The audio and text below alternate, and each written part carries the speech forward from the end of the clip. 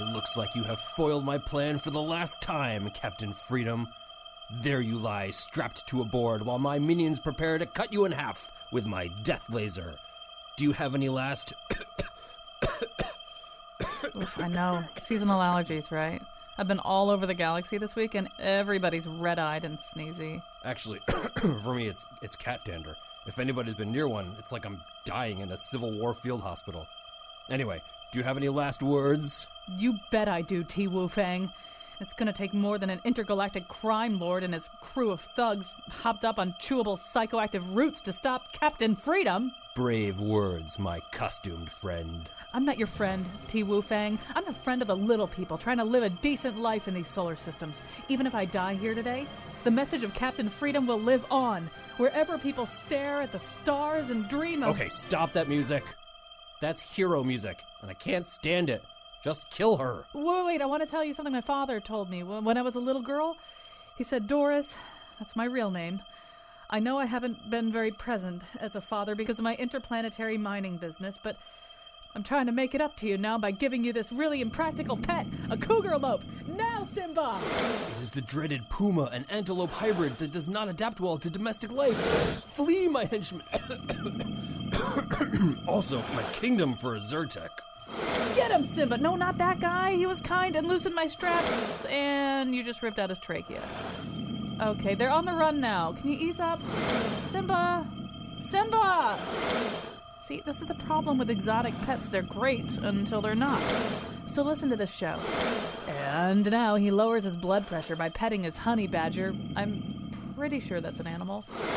Colin McEnroe. No, it's definitely an animal. That's what I do. But, no, I don't have a honey badger, and we are basically not in favor of having exotic pets, especially the cougarlope, which you just heard, which should not be kept in a house or anything like a house, even if you have a large yard.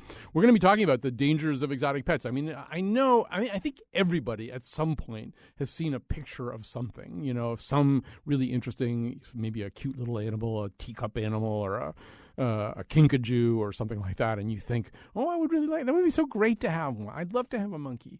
And ideally, that's sort of where the whole conversation that you're having with yourself stops. You don't actually do this because there are all kinds of ways in which this plays out that are not good for the animal and maybe not even good for you. We're going to talk about that today.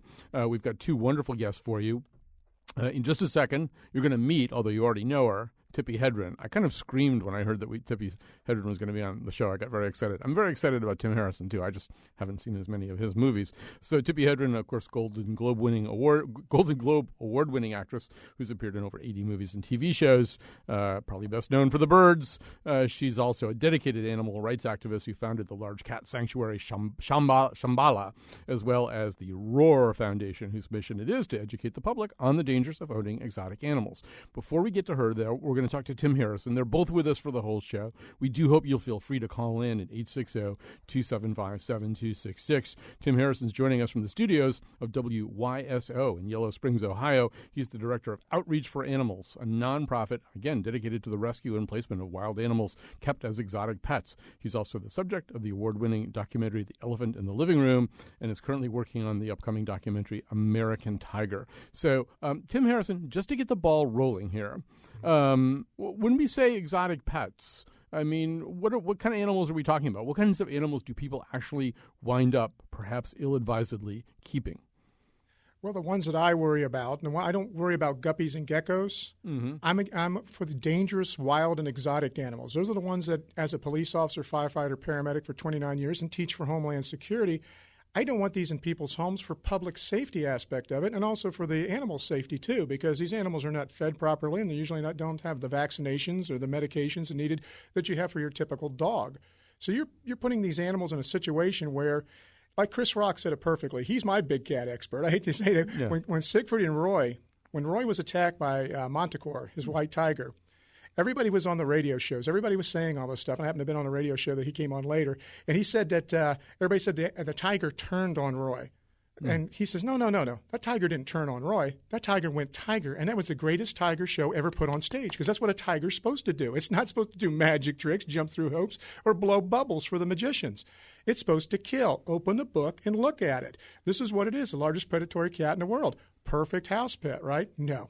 This is what we're up against. We're trying to keep people back. My organization is the number one advocate for proper behavior around wildlife, and we're all cops, firemen, paramedics, emergency room doctors, and veterinarians.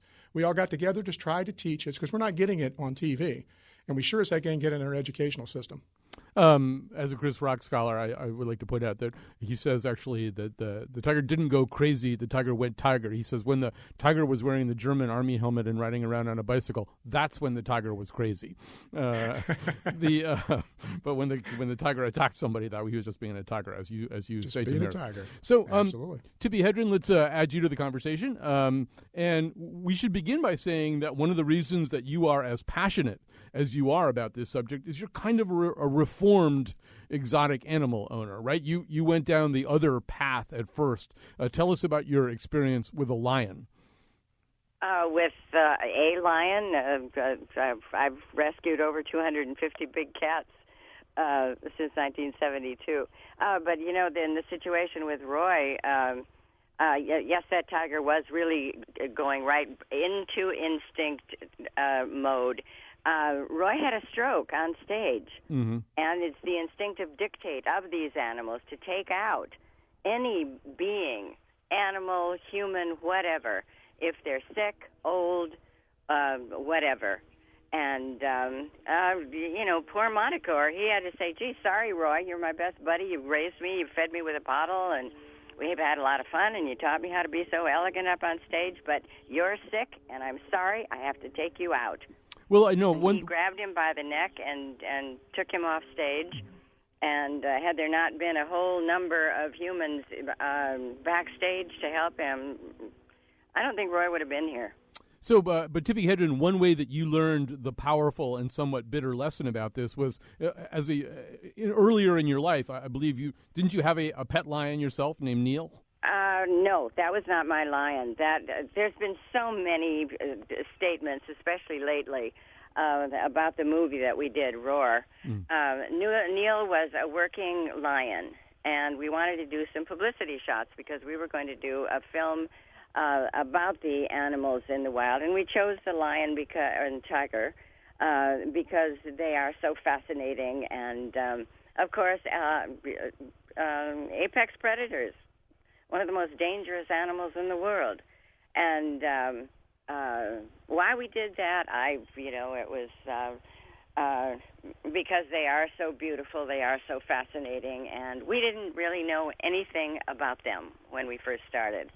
And, so our lives were beginning a journey that, fortunately, with all of the accidents that did happen, during the filming of the movie, that I became so aware of these big cats being born in captivity right here in the United States to be sold as a pet for financial exploitation of some kind. And there were no laws in our government prohibiting this. And we did this during the 70s. The movie took us 5 years to finish because we'd run out of money. We had a horrible flood that came through here that knocked us out for a year. I would be doing a movie, all those different things that life throws at us. And but by 1980, I'm thinking, why aren't there any laws? And so I co-authored a bill titled the Captive Wildlife Safety Act, which was a baby step to stop the interstate traffic of these big cats to be sold as a pet for financial gain or for shows and that sort of thing. And I got it passed. Tim Harrison, Tim. Let me just go over to Tim Harrison for a second. I do want to talk about the state of laws here. I mean, I am guessing, and obviously it differs from place to place, but I'm guessing if I have a tiger, if I have an elephant, somebody's going to come to my house. a game warden, a state cop, or something, and say, Yeah, unfortunately, it depends on what state you're in. True. Let me, Absolutely. Tippy, let me just get Tim to talk a little bit about this first. But I also assume there are a lot of things that I probably can own, that there are monkeys, birds, reptiles, hedgehogs, prairie dogs, sugar gliders, things like that I might want to own. And I'm guessing maybe I shouldn't own them, but I would guess there also aren't going to be necessarily laws saying I can't. Well, I just came from the state of Oklahoma where I spoke at the animal conference, first one in the United States of America, and they have no laws there. The people from Ohio that we just passed the laws there to have dangerous wild and exotic animals curbed and no auctions, moved their auctions in the state of Oklahoma, so they're moving around the country. I want to tell you that Tippy is the person who got me to change my lifestyle, too. I used to capture them, raise them, help take care of them for other facilities. When I was younger, and I watched her evolve into what she became, this great person that I looked up to. I evolved in the same pattern, following what she did, and she's a person I looked up to. And her and I are working on now is the Big Cats and Public Safety Protection Act, which she'll talk about that a little later about that. But we put the public safety part of it. You guys are forgetting police officers and firefighters are always the first ones on the scene. Here in Connecticut, when a chimpanzee rips a woman's face off, it sure as heck ain't the zoo. It's the police officers and the firefighters. And listen to that 911 call, and you'll hear the stress in those men's voices and women's voices when they had to respond to that. San Francisco Zoo, tiger gets loose, kills a boy, seriously injures two.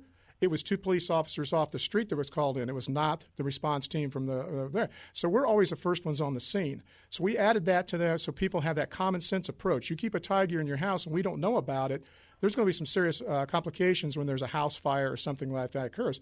But I want you to also think for a second, too, what you was talking about people owning these animals. If you do buy a prairie dog or you buy something that's not dangerous, you can't say it's not dangerous because we'll talk about zoonotics later. When we almost lost a movie director over a mite bacterial infection, he went down for 4 months and lost skin off himself, 30 pounds, and almost died from an infection he got from some animals that he was dealing with. You got zoonotic things from a prairie dog, monkeypox, things of that nature, too. So you have to be careful with whatever animal you buy. But if you're going to get a gecko or guppy, keep it for the rest of its life because that's disrespect for you just to buy it, play with it, and just dump it. And I would assume that's another part of the problem, right? I mean, you're describing the worst case scenario probably, which is something like what we did have in Connecticut with Travis the chimp, but whether it's a lion or anything else, first responders having to show up. But the other pattern is every once in a while we'll see a mountain lion running around, and we wonder, is it a wild mountain lion or did somebody have a pet mountain lion and just let it go? Colin. Yeah. Look at the documentary, The Elephant in the Living Room. It's on Netflix, iTunes, and Amazon. They sell them by the hundreds at these auctions, the hundreds, Black Panther cubs. And they turn them loose, born free. Look what happened in the Everglades. Watch the documentary. We're the first ones to film down there with the head people of Florida. We knew they were releasing pythons in the Everglades. Nobody listened. Government officials didn't want anything to do anything about it until it was too late. Now it's the biggest eco-disaster in North America's history. They're eating everything. We need to curb this pet industry. Tippy's right on it when it comes to breeding. We have to stop the breeding. Watch the documentary. They're giving these tigers away. There's so many of them being bred. Right now in Kansas, they're trying to get a law passed. They just had a girl, Haley, it's called Haley's Law, killed getting her picture taken for a prom. She was killed in Kansas. They're looking to pass laws now so they can bring cats out 40 pounds or less out on a leash and still get your picture taken. Let me tell you something. Anyone crazy enough to think they can control a big cat on the leash is only less crazier than someone who lets their family get their picture taken or interact with that big cat.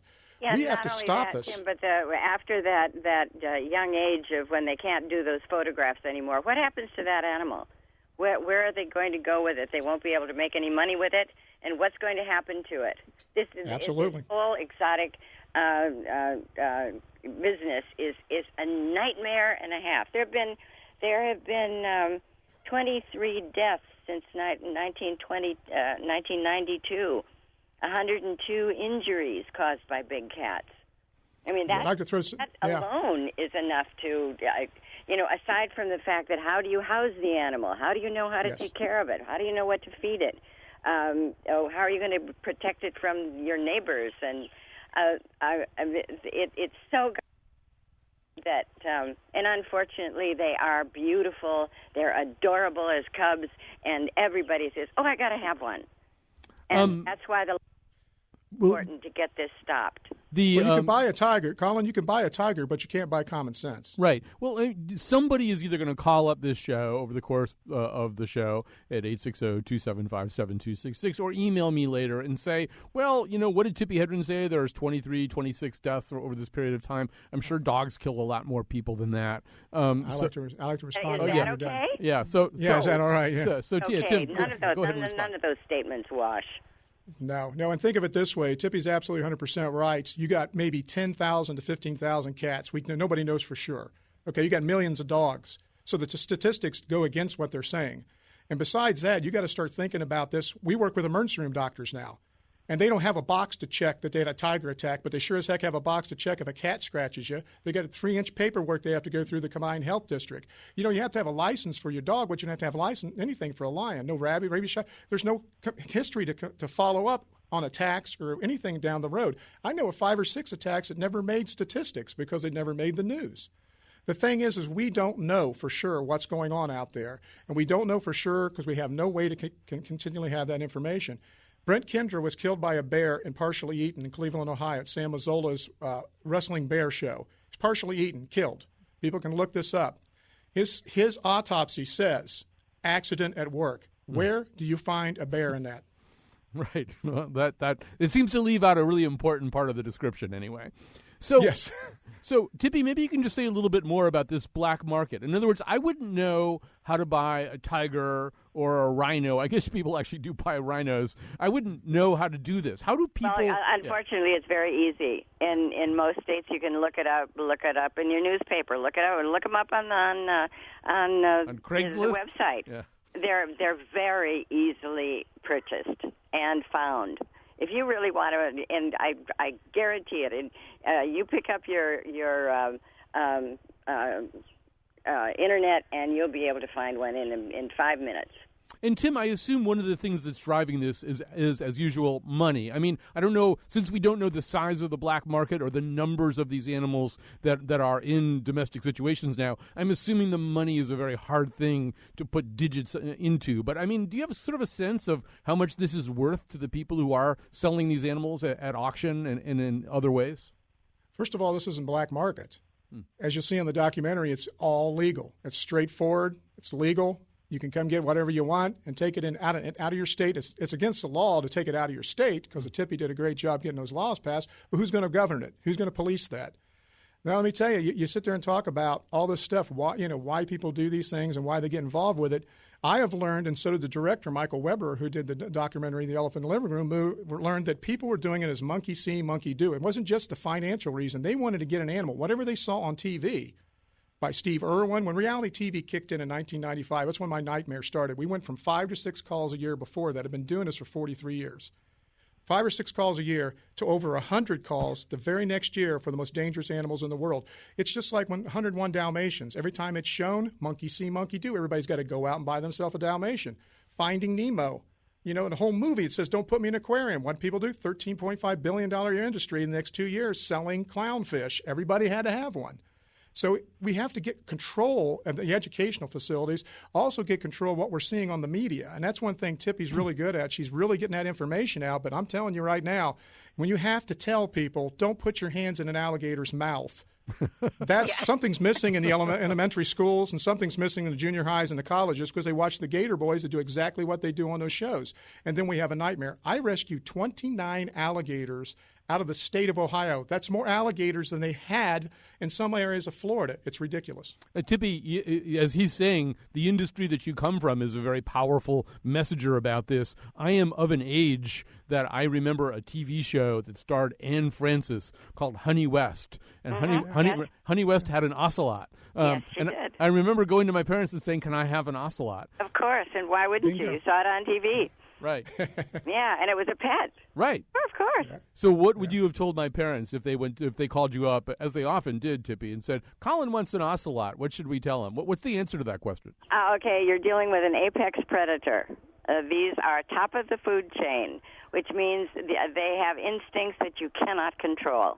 And it is their duty to take out, I've said it before, any old, sick, lame, whatever, or it's just a whim that they have to take care of in their own brain. and they will attack. And when they do, honest to God, with a lion or a tiger, there isn't much you can do to stop it. A bullet to the brain. Right. We're going to take a quick break here. Both Tippy and Tim have many other things they'd like to tell us. If you've got questions, 860-275-7266. If you'd like to turn your Python over to Tim right now, give us a call, 860-275-7266.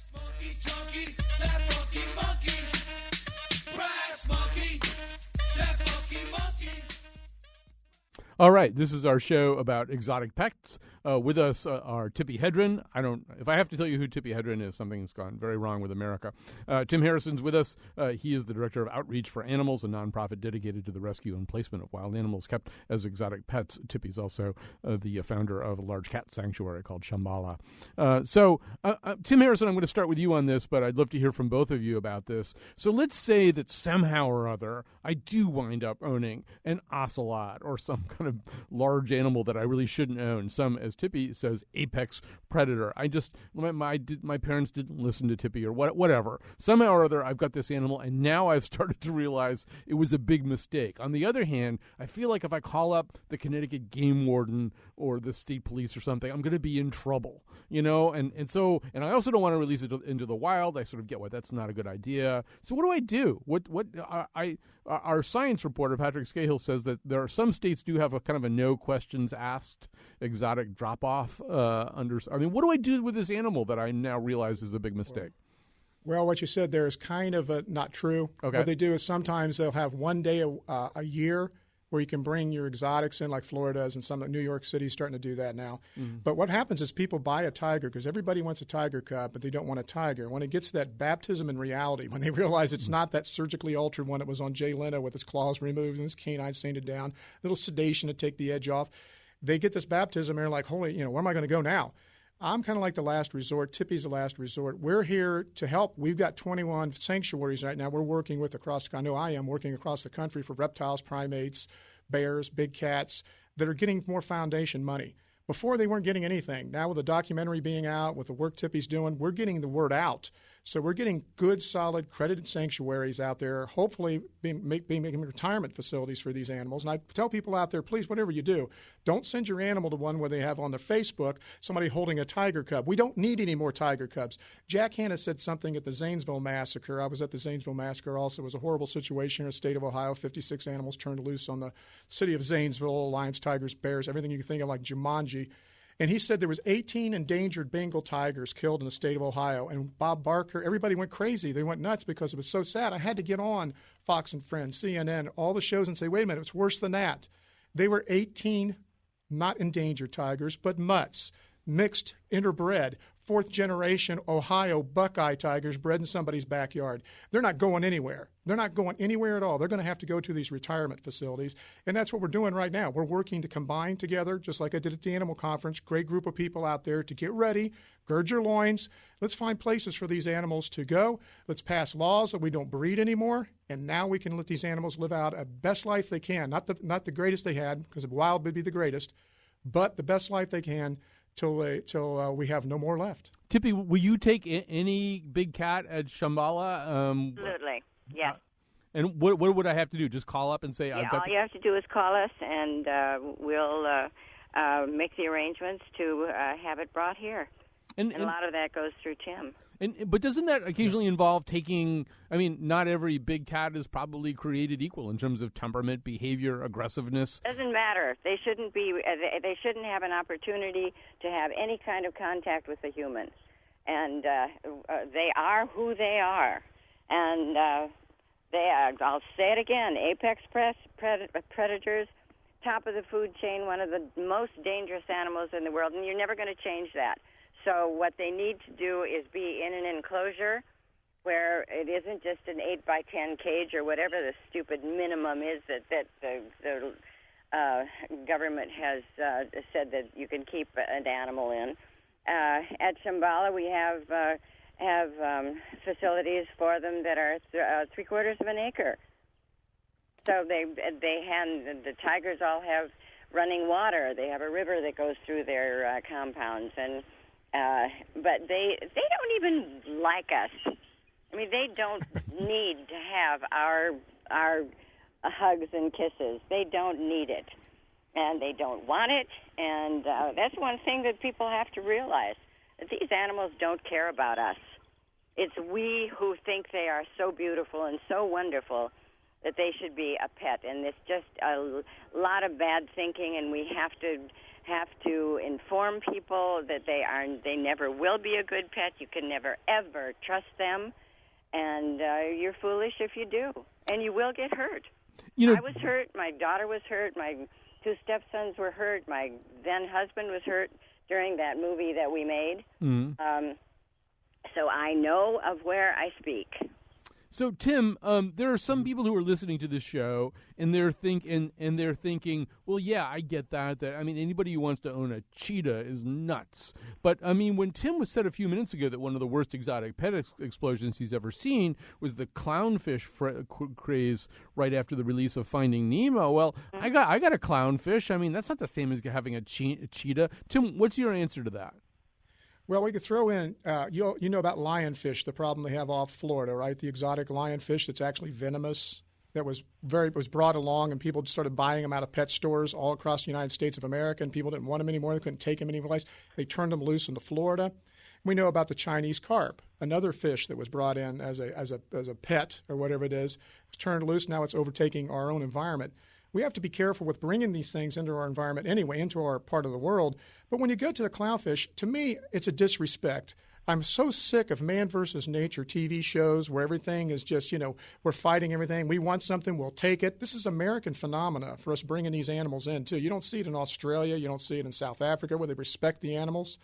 It took Tippy and I a while to learn to respect these more animals for what they are because we learned along the way. We evolved. But when you have your clownfish, tell me the truth. Do you think that clownfish is going to be totally happy in that aquarium for the rest of his life? Watch Finding Nemo and then make that decision. Right. I mean, it's weird because Finding Nemo kind of is a message about what happens. Yeah. But think about it, too. Every show we have on TV, I took one video one time, and I play it at colleges when I go around. The entire animal planet, monster sharks, monster bears, monster this, man versus nature, man this. What happened to us being part of the environment, not an obnoxious outsider like some crashing through Australia and the old? That's what got us started doing this stuff, diving on everything, wrestling everything, upsetting everything to strike TV cameras. We need to get back, and that's why the San Francisco newspaper out there called me Mr. Rogers with an attitude. I think it's time to bring gentleness back and show people we can be part of the environment and not have to be obnoxious outsiders. Tippy, do you feel the same way about some of these smaller animals? I mean, people like to get prairie dogs and hedgehogs and sugar gliders. I don't even know what a sugar glider is, but I know people like to get them, right? And they don't seem as problematic to some people anyway as a cheetah or an ocelot or a mountain lion. Yeah, you know what on our education programs when the students come, my main statement is not one wild animal should be a pet. Whether it's a little squirrel in your backyard or a Siberian tiger, none of them should be a pet. And that should just be a law. I mean, kids should learn to respect those animals in their own environment. Learn about them, yes, watch them or whatever, but do not bring them home and put them in a cage. Absolutely not, because you're either going to kill it because it will die of a broken heart. They need to be out in their natural habitat, living the way they should be living, and then you can really enjoy that animal. I mean, I don't even approve of the zoos. I feel so sorry for those animals, and they say, oh, it's for conservation. Conservation for what? To stay behind a fence for the rest of their lives? And people gawking at them. Mm-hmm. And what do they learn from that animal standing behind a fence? They could put a cardboard cutout. So, Tim, I know I'm going to get a lot of flack for that, and I don't care. That's all right. Hey, Tippy, I'm going to tell your story here in a minute. Go right ahead. Ask me, Colin. Well, Tim, one thing I was going to say is my understanding is sometimes you've gone kind of undercover at some of these animal auctions. Absolutely. And Absolutely. What do you see there? I mean, give us a story. Tell us a story. What you see there, basically, you watch the documentary, The Elephant in the Living Butt, you'll see it on there. But I'm going to give you a visual right now. What you go in and you see stacks of boxes on top of each other with cubs, tiger cubs, leopard cubs, all kinds of dangerous exotic animals as cubs because everybody wants them in their cubs. But you go in there and it's all these illegal people. I hate to say it because they're not really illegal, but they're doing an illegal thing, to me, immoral thing. but there's basically zoo babies that are there. You don't see zoo teenagers where you wonder where they go. That's why in Ohio I push for microchipping cats so we can find out where these cats go. Because when I catch a tiger or a leopard loose, as you'll see in the documentary, nobody raises their hand, says, hey, that's my cougar. Can I have it back? It's my tiger, a cobra. Can I have it back? So we want to be able to find out where these animals are going. But I tell you a quick story. At the Columbus Zoo, before our documentary was released to the public, to the hundreds of different theaters and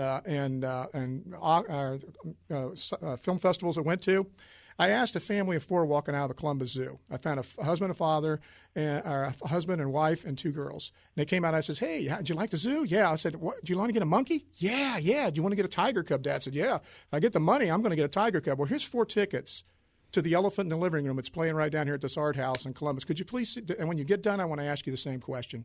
So when they came out, they had tears running down their face. They said, "No, I don't want a tiger. I don't want a leopard." That shows you we need to get back to education. I'm not totally against AZA zoos, but I can tell you right now, Tippy said a beautiful comment years ago that I use at every one of my programs. You know what makes more money than zoos? The traveling animatronic dinosaurs. Mm-hmm. You know, they're not alive, and more people go see them than they do the live animals at a zoo. So, you know, we got to think of it on a realistic basis. If you want money, start thinking of it that way. Let's do it the business-wise. Okay, maybe we can make more money by making these animatronic animals like the dinosaurs, and then instead of having the live creature there for us to Google at. I mean, we should say, too, that I think when people hear you talk, Tim, they're thinking, well, this is somebody who has 4 acres and they got, you know, this or that animal to range around in it. You've gone into apartments that had – did you go to an apartment that had a bear in it? Do I have that right? I lost – yeah. White tigers, that's right. Everything. Tippy and I have been through apartments. We're talking basements, garages. That's where these animals end up at, because they have no idea how to house them. They never read a book. They bought them as a knee-jerk reaction at these auctions. I'm telling you, just like in the movie, you put a tiger cub in somebody's hand at one of these auctions, they'll take it home and try to raise it their own, because they don't think ahead. That's the American thought. It's the American phenomena of I'm going to take this animal home and it's going to act like the one on Jay Leno that's surgically altered or sedated. Could you just walk me through like going to somebody's apartment where there's a bear? I mean, how does that like knock on the door and say, "Excuse me"? I mean, what's that? What happens? Well, the best one is this is one of my favorite stories is that there was a black bear named Cubby. Black bear named Cubby. Nobody knew about it. It was an apartment building on one of our poorer sides of town in Dayton, Ohio. It was downtown, so people thought it was a Rottweiler in there. A bunch of noises were being made, furniture being knocked around, so people thought the guy had a big dog. Well, the guy ended up leaving the apartment, left the bear. That's a typical story because he didn't have any money. He lost money. He didn't have any way to take care of it. So the bear's left in this empty apartment. He abandons it.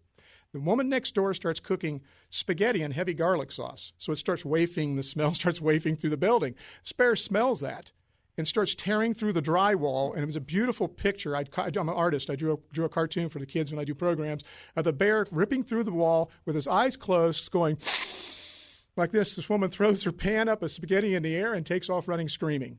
And he's starting to eat the spaghetti. So the police get there, and they're calling for help. And, you know, the zoo ain't coming. The museum ain't coming. There's nobody coming. So I show up, and I'm trying to figure out how to get this bear out without having to get it shot or killed. And you don't want to shoot anything, especially downtown either. You know, you may go through the walls and kill somebody. So I get there, and I'm looking at this situation. I don't advise anybody to do this. They don't, you know. But I walked over, and I'm looking at it, and this bear is so hungry, he's just eating that spaghetti and stuff that's in the pan. So I picked up the pan by both handles, and I walked that bear down the stairs with officers with their rifles out standing next to me. We walked him all the way down and threw the pan into the paddy wagon. The bear jumps in the paddy wagon just to finish eating. We closed the door, and we took him to what I thought was a reputable sanctuary at the time, but later down the road, as I say, I evolve. I find out what's good and what's bad. But we did get the bear out of there safely without having him shot. But that's pretty much a typical, I hate to say a typical story, isn't it, Tippy? That's fairly typical. Yeah, but you know, you just probably saved that bear's life and several humans by being smart and you know, doing what that animal needed to do. You know, all of these animals are thinking, feeling beings. They're born with a job to do. And when we take them out of that situation and put them in an enclosure, it's like, okay, let's say to this human, I'm going to put you in this room now, and this is where you're going to live for the rest of your life. We'll give you some books. We'll give you food. You give, you know, whatever, you know, a musical instrument to learn, whatever. But this is where you're going to live for the rest of your life, and you have no choice. And that's what we are doing with these wild animals, and it's indecent, it's wrong, and we have to get these kids thinking differently about how we've been treating wild animals. Tim and Tippy, we've got a phone call here from Mike in Colchester. After the story that Tim just told, I don't think we're going to have anything that can really match that. But here's Mike from Colchester. Hi, tell us your story. Well, I had an African snakehead a couple of years ago. I know they've outlawed them now.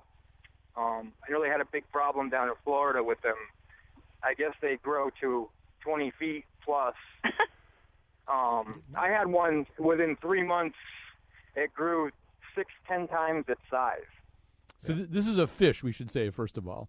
Yeah, it's from the Amazon, I believe. Yeah. So what can Tim? I can hear you. You're restless already. Tell us about snakeheads. I couldn't do nothing with it. I had it in a 90-gallon tank. It got too big. I guess I had to throw it away. Sushi? What do you mean by throwing it away? Well, I ended up giving it to somebody with a larger tank, but then it ended up dying because it was too small. All right. I was just hoping it wasn't turned loose in the environment. I've heard of them. I've heard of them doing that, and they've desecrated like whole ecosystems of ponds, and so. Well, I appreciate you not doing that. Now, anybody that's listening, please do not turn your animals loose. Contact us at Outreach for Animals. They'll put that information on for you, hopefully at the radio station there. And we'll be more than happy to sit Preserve, Shambhala.org. Shambhala.org. So, Tim, get on with both of us. Tell us about snakeheads. They get even bigger than he said, I think, right? Don't they? Oh, yeah, and they are horrible for the environment, absolutely destroying the environment. And you can't take, it's so simple. We get that called chain of life, the circle of life, hoop of life if you're Native American. That chain, you take that, you break that link, and you take that animal and place it somewhere else, you've destroyed the environment all the way around. And it's just basic biology, and people don't seem to want to get that. They don't understand it. But I do understand, too, I have to say that the people do not want to kill their pets either, like the pythons. That's when we found out 20 years ago these people released them in the Everglades because they would actually call for help, and I can only do so many of them. I mean, there's thousands. I'm not calling, there's thousands of reptiles out there that need homes, not hundreds, thousands.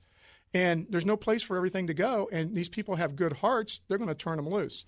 So we have to find a way to stop the sale of them and the breeding, because one python can have like 100 young.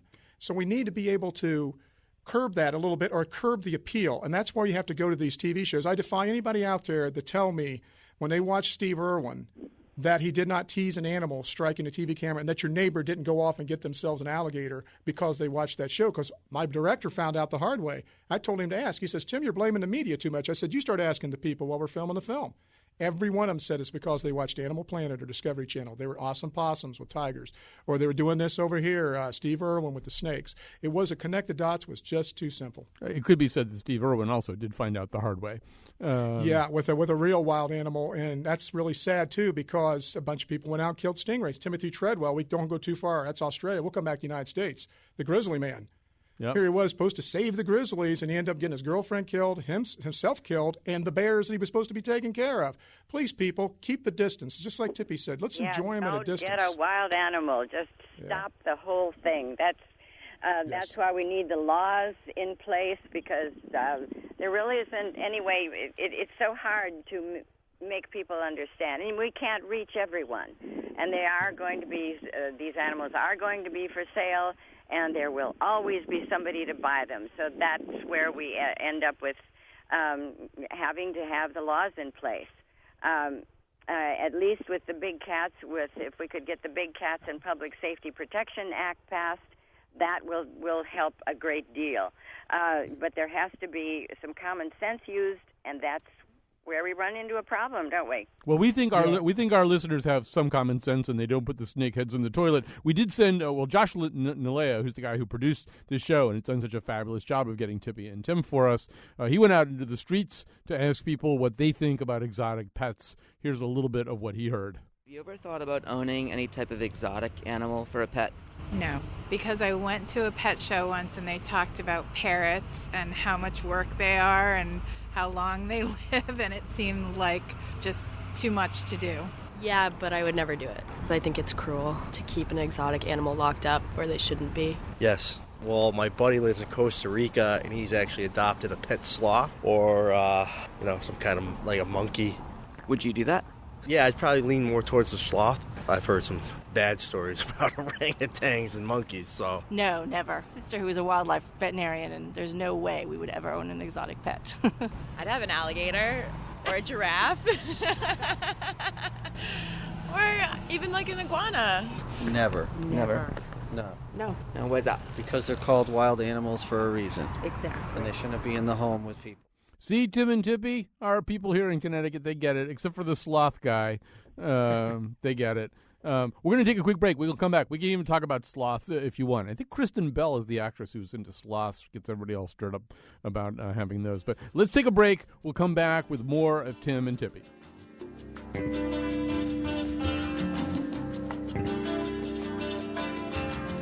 No regrets, Coyote.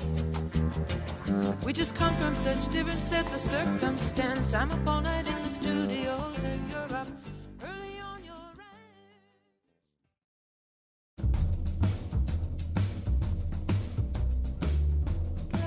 The way that movies drive the popularity of wild pets makes me wonder what's going to happen when Disney's Edwin the Monkey with Herpes comes out this summer. Today's show was produced by Josh Nalea and me, Kyone Wolf. Our interns are Julia Pistel and Kelsey Bissell. Greg Hill appeared in the intro and tweets for us at WNPR Colin. The part of Bill Curry was played by Vanilla Ice. For show pages, articles, and videos of the Faith Middleton Show staff with their pet Conga Donkey, visit our website, WNPR.org. On tomorrow's Nose, is taking over The Daily Show harder than running for president? And now, back to Colin. And this is our show about the ill-advisedness of owning exotic pets. I would like to point out that Vanilla Ice, I believe, owns a wallaroo, which is sort of like a kangaroo. And that actually brings us to something that I wanted to talk about near the end here. We've got with us Tippi Hedren. I don't need to tell you in general who she is, but she's also an animal rights activist who founded the cat sanctuary Shambhala, as well as the Roar Foundation, whose mission is to educate the public on the dangers of owning exotic animals. Tim Harrison, also with us, Director of Outreach for Animals, and nonprofit dedicated to the rescue and placement of wild animals kept as exotic pets. So, Tim, I'm going to start with you. One thing we haven't talked about, we have confined ourselves so far to the ownership of animals, wild animals which really do exist and have existed elsewhere. But one of the other trends these days is the hybridization of animals, whether we're breeding a dog with against a wolf or something else. Maybe you can say a little bit about that. First of all, how big a trend is it? How pervasive is it? How many different animals are being hybridized? Well, right off the bat, I was one of the offenders years and years and years ago with wolf hybrids. I was really a person that thought that was a good idea. I mean, we're talking 30, 40 years ago. The problem with that is that there's still the wolf, the wild animal in that animal. You can breed them in with Malamutes. You can bring them in with Huskies. Bring them in with a German Shepherd. The wolf is usually a shy animal, but once you mix them with a German Shepherd, you mix them with a Malamute, then you got an animal with 1,500 pounds of pressure in its mouth compared to a German Shepherd with maybe 600 pounds of pressure. You got an animal that can jump a fence. It can move around. It's a wild animal. Then you got most people don't understand how to handle those kind of animals. But the wolf hybrids are very, very popular animals. They don't call them wolf hybrids anymore. They call them wolf dogs. So that way they don't have the law coming down on them all the time. But I'm 100% against that because I can tell you right now there's only one owner for these animals. Once those animals, let's say the owner dies or the owner gets in trouble or the animal hurts somebody else, they take the animal away. They go to a shelter. Ask anybody in any Humane Society shelters. These animals have to be put down because they cannot go to another second owner. It'll never happen. Then we got the cats. All these little cats they have mixed up with all the jungle cats and everything else. Ask anybody that owns one is the best thing to do that really will tell you the truth. It's not much fun once they reach a certain age. It's fun when they're little and play. And I tease people, too. I said, take your household cat, how it plays rough with you, put that at 500 pounds as a tiger and see if you can play with that same animal in the same fashion. You can't do it. And it's the same if you got a smaller cat. If it's bred in with one of the Bengals and those kind of cats they have, those little cats, they call them and sell them. These cats have got surprisingly strength, very quick, and extremely hard to try to calm down or tame. I don't like the word tame because it does never happen. Tippy, you would think it would be bad enough that people seek exoticism and new things just by trying to own something as foolish as a tiger or a lion. But my understanding is now people own ligons and tiger. Ligers and tigons. Yeah. Yes. If the father is a tiger, it's called a tigon. If the father is a lion, it's called a liger. And they grow to be very large. They have a gigantism gene within their makeup, and they're a very interesting animal. They speak both languages. And they're beautiful. But they're huge. I mean, they can really get huge. You know what I would like to bring up, which we haven't even touched, is the abuse that the circus animals go through, and the animals that are in the whales and in the water shows, which are absolutely so abusive. And the only way that we can stop that is through, if the circus has animals in it, don't go. Do not support it. If they don't have the money, they won't do this to the animals. And the same thing with the whales in those ridiculous shows. Don't go to those things. Yeah, I'm sure anybody who's seen the movie. Let's say, okay, let's take this human and put it in a bathtub for the rest of his life. Right. But I think if people have seen the movie Blackfish, they kind of have a sense of this. Hey, Tippy and Tim, we've got a call from Patricia in Bloomfield. Hi, Patricia. You're on the air. Hi. How are you? Good. Good. I have read about people in Texas, I think that's where it is, who will buy older wild animals, typically grazing animals like antelopes and wildebeest and things like that, and let them loose, and then for an enormous amount of money, allow people, Shaquille O'Neal is one of them, to come and, quote-unquote, hunt them. And I'm wondering if your guests are aware of anybody trying to get legislation against this kind of thing. Those are called canned hunts. And Texas is very, very, I think it's one of the most aggressive states with the canned hunt. And it is an atrocious thing. It is a guaranteed trophy. You pay $30,000, $40,000, whatever you're foolish enough to pay, and you will have that rug on the floor and the head on the wall. It's an atrocious building thing that's happening, and it's another thing that my bill will stop, at least with the exotics. But it's an abominable thing that goes on. It goes on in Africa too. I call these people psychopaths because that's who they are, who kill these animals. They have, they're like the big cats themselves. They think that way. That I'd like to have that. I want that. Yeah, that seems to be really pretty on my wall, a thread that runs through all this. Yeah, I'm going to have killing it. Hey, Tim, we've got 1 minute left, and one thing that we haven't touched on is animals whose name is preceded by the word teacup. The idea that this is going to be a tiny thing. We got about 60 seconds. Just sort of tell us about that and what your warning is. It's the miniaturization of anything is not healthy. If it's reptile, if it's mammal, miniaturizing things, we're just messing them up. Look at some of the things that happen to these dogs. Just go to your veterinarian and ask them sometimes what happens to a Shar-Peis. Look at all the skin diseases they've had, all the interbreeding and things and making. Let's start leaving the animals the way they are and quit trying to make them. We've got people out there changing the colors of snakes, making it more confusing for people. Just breeding them different colors, breeding animals like ligons and tigons. We don't need that anymore. We need to get back to leaving the animals alone exactly the way they are. All right. Well, listen, I want to thank both of you very much, and thank Josh and Nalea also for producing this show. Our guests again have been Tippi Hedren, of course, the award-winning and very famous actress, but also an animal rights crusader, especially through her large cat sanctuary, Shambhala. Tim Harrison, joining us from WYSO in Yellow Springs, Ohio, is the director of Outreach for Animals, a nonprofit dedicated to the rescue and placement of wild animals. This show will go up on WNPR.org later. We'll have links to both Tim's organization and to Tippi's organization. So you've got a leopard in your house. We're going to help you. Josh will come get it and drive it to one of these places. Anyway, thanks to everybody who helped out with today's show, and we'll be back tomorrow with the nose. Roar is something that I have heard before.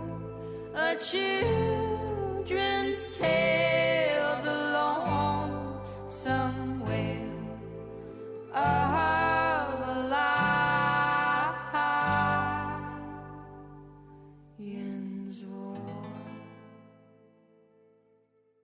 don't have pets anymore, so this show is sort of... Excuse me? The ghost of my dead cat, Momo? What? Yeah, I think now's a good time to tell you that while I was alive, I was actually part cat and part sphinx. That makes a lot of sense now that I think about it. Do you want to hear a riddle? No.